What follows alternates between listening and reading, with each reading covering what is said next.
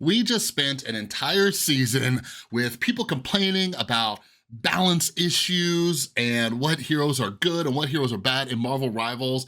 And I want to talk about this for a little bit, all right? Because I was wrong, but a lot of us are wrong. And going into this new season, season 3, I'm already seeing just so many different complaints about different heroes and characters. I've seen so many varying opinions about Phoenix. I have some people saying she's absolutely busted, she's an insta-ban. I've seen other people saying that she's like atrocious, like it's crazy. So I'm a big stats nerd, a big data nerd, so if you are too, let's hang out. I'm just gonna yap for a little bit. This is just gonna be me going through the most recent data that the official Marvel Rivals website has put out to see who was good, who was bad, and discuss where we're right, where we're wrong about different things, all right? So those of you who don't know, at the end of every single season, Marvel Rivals updates their website. And if you go up to heroes, you go to hero hot list, this is basically their rankings. So those of you also who didn't know, they have like third-party tracker things. Where is this at? Where is this? Okay. So yeah, so there's this one right here, right? This is rivalstracker.com. I use this a lot throughout the season, and I don't know how accurate it is. I just don't know, but we have the official one that comes out every season. So you can go ahead and check this throughout the season, but one of my issues with this is, notice all the numbers, like just look at this, 54% on Mantis, 1.93 change, 10.5% win rate, 29,000 matches, okay? It's filtered for competitive. Maybe they fixed it, I haven't checked this in a while. Nope, they haven't. I switched it over to quick play, it's the exact same numbers. So I don't know if I could trust this website, okay? If that does not change between quick play and competitive, I don't know what it's pulling, because which one's the real one? Are these all quick play matches, or are these all competitive matches? And whichever one it is it pulling in both? Is it skewing the data? I don't know. Do you know? I don't know. But anyways, it's been like that for months and I never hear anybody talk about it. We're always referencing this website. But anyways, that's a whole different rant. But one of the reasons I'm really into data is just like, I hate bad information floating out there. I hate going off like the way we feel, right? Like all of us have our subjective opinions of like, oh, this hero's so broken. Why? Because they beat you like in the last match you played? You know, did you have a bad day just going up against a certain hero? Is there somebody you're trying that you're just bad with? You know what I mean? So when we look at the data, we get a more accurate picture, okay? So anyways, back to the Marvel Rivals Hero Hot List. So as you can see right now, it's filtered for quick play. Let's switch it over to competitive. And this is now filtered for all ranks and it's at pick rate, okay? So let's filter this to win rate. So this is overall win rates. And the first thing that I notice is Ultron right here. This is something that so many of us are wrong about. I don't know if you remember, but me and many other creators, we get early access to the new seasons and everything. And when we were playing early access with Ultron, like 90% of us, I can't even think of a creator off the top of my head who was like, oh yeah, Ultron's super solid, Ultron's gonna be good. All of us were saying he was bad. All of us were saying he was bad. Now, one thing that did happen was they did buff his ult slightly between the early access and the season. I don't think that's a logical explanation. I do not think that's a logical explanation for why Ultron is doing so well. If you wanna give me your theories, like that's one thing that we can discuss and talk about, but if you wanna give me your theories as to why Ultron was a lot better than we thought, go for it, you know? He was being used a decent amount in the tournament, but I didn't see him like a ton. But yeah, and right now we're on all ranks, but I was messing with this earlier. If we go up to Platinum, you know, I think Platinum's when it starts getting a little bit more serious, but obviously it's not the best. But, you know, then we go up to Diamond, he's still up here, but he's still the top strategist, right? Then we go up to Grandmaster, he's still up here. The only strategist he's behind now is Rocket. Then we go up to Celestial and above, and that's where he kind of falls off. So where is he? Wait, did I miss him? Yeah, here he is right here. Down to a 51% win rate.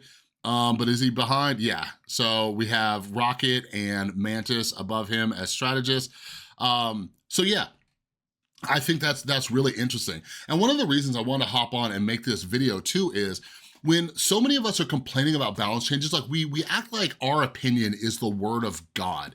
And something I learned really early on, just coming from a lot of other live service games, is that developers don't always get it right. They don't always get it right. They screw up, they leave things broken and busted or too weak and stuff like that all the time.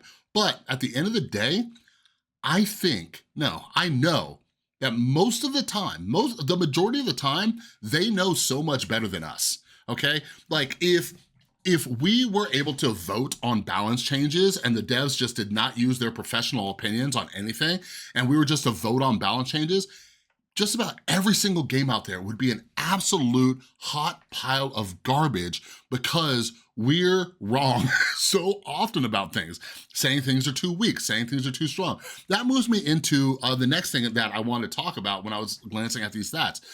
When this new season came out, season 2.5, so many people were talking about we're now in a flyer meta, dive is dead, because in season 2, it was a heavy dive meta.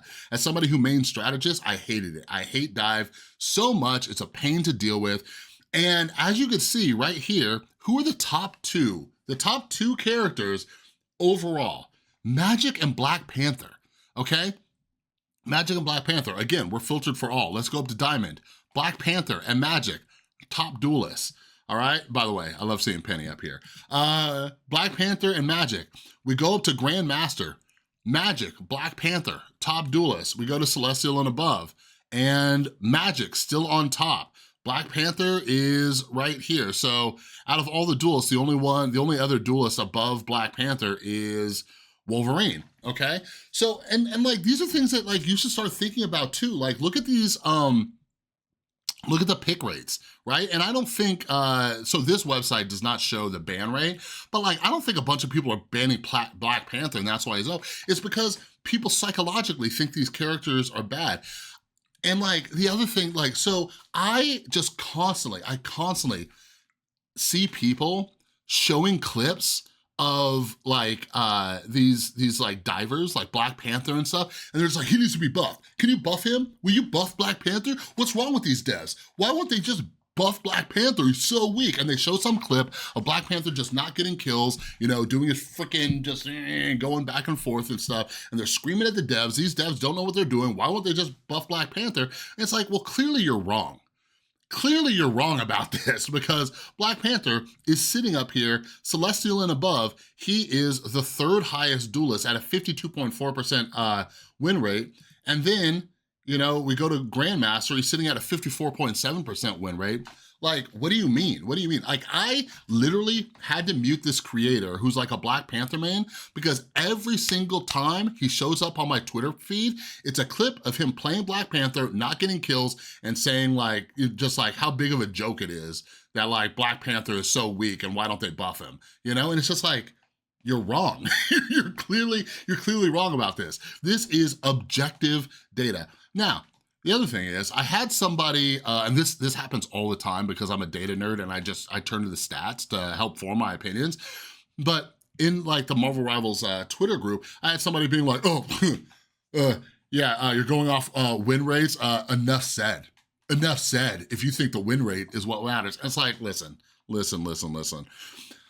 Like, this is something that I think ignorant people do, and people who don't know how to form strong arguments. This is something they turn to all the time. Like, do you understand how silly that is? Being like, hey, no, I don't trust the data. I don't trust the data. My feelings are what matters. I don't care what any evidence or proof you have out there. My feelings are what matters, okay? Like, trust me, I know there's other factors at play, like, you know, if it, like, let's say, you know, Peni Parker is the top, you know, she's on top for Grandmaster, right? If you have a terrible team, right? And if I were to do 100 games and you just got unlucky and had a terrible team, this win rate is going to drop, right? But these are coming across large sample sizes. This is coming from hundreds of thousands of games, right? Maybe not in some of the higher ranks, but what I'm getting at is the larger the sample size, the closer you are going to get to the average, all right? This is the best thing that we can go off of.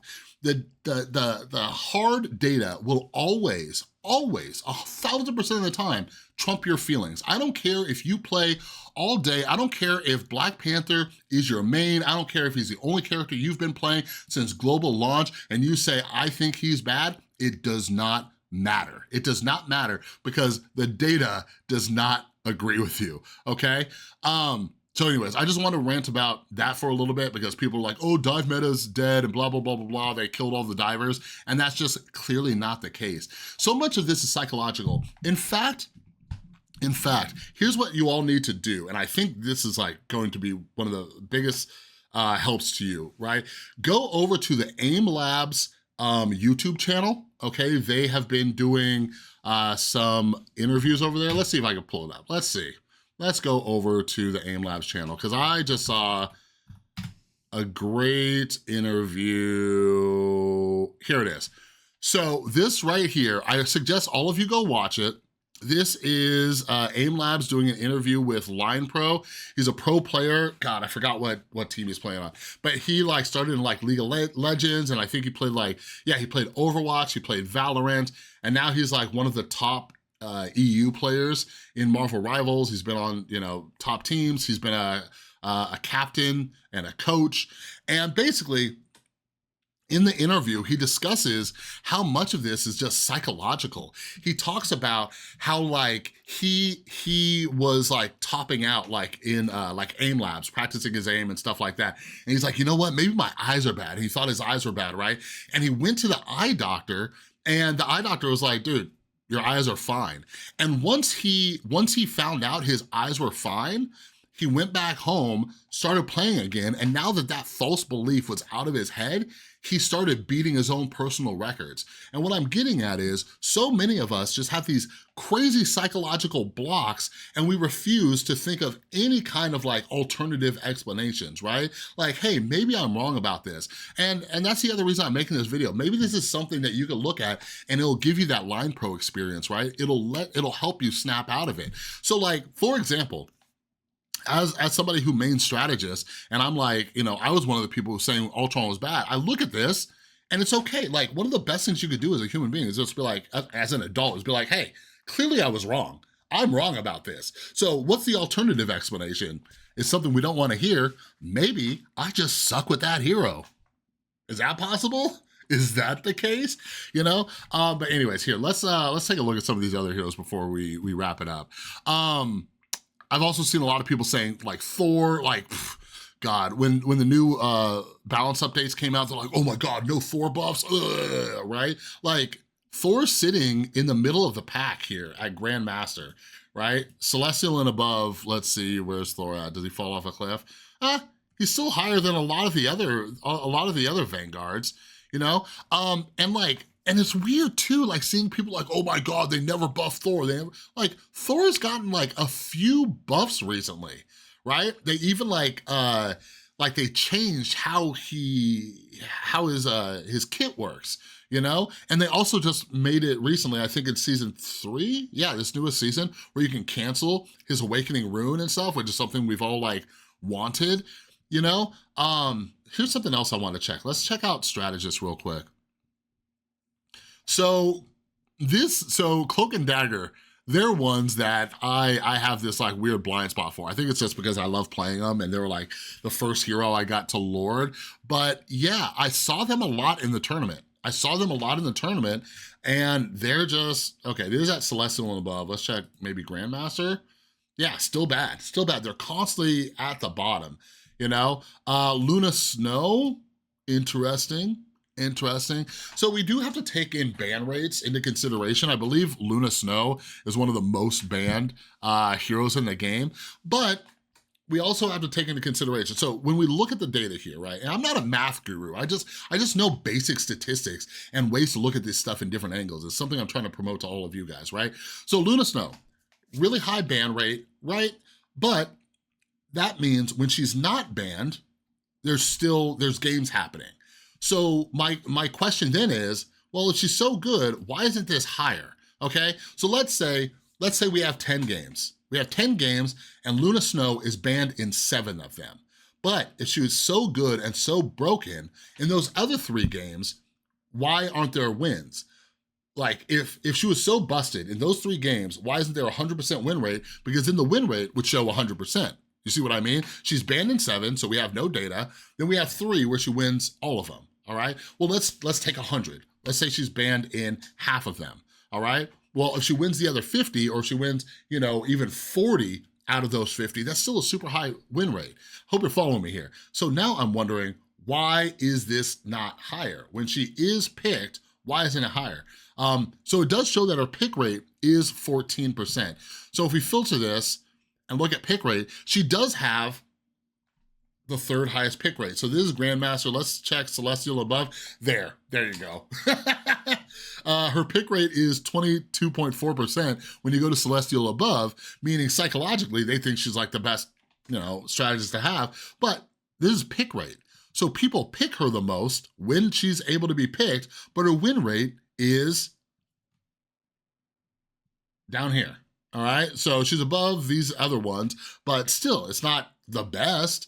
I keep hearing people say how bad Mantis is too. I love Mantis. I've always thought she was pretty decent. We'll see how it goes now that they've changed how her healing works a little bit. But I love picking her up just because she is an answer to dive when you can sleep and do everything like that. But like it's kind of bonkers that she's in the top.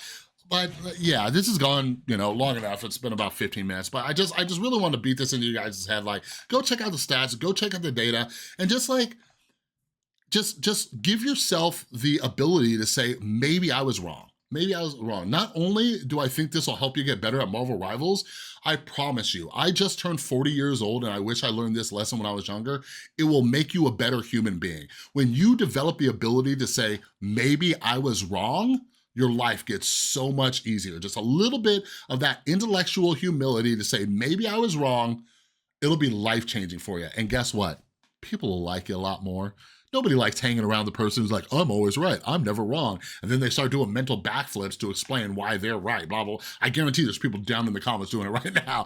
But anyways, yeah, I thought this was gonna be like a 5-minute video, but I can rant about people being wrong about things all the time, including myself. So anyways, that's all I got for this video. If you liked the video, please give it a thumbs up. If you're new, subscribe, ring that notification bell. New season is starting. I'm trying to get back into the content groove. I'll try to make more videos like this that don't take a lot of effort. I can just yap and talk to y'all. All right, but anyways, that's all I got. Have an amazing rest of your day. I'll see you in the next one.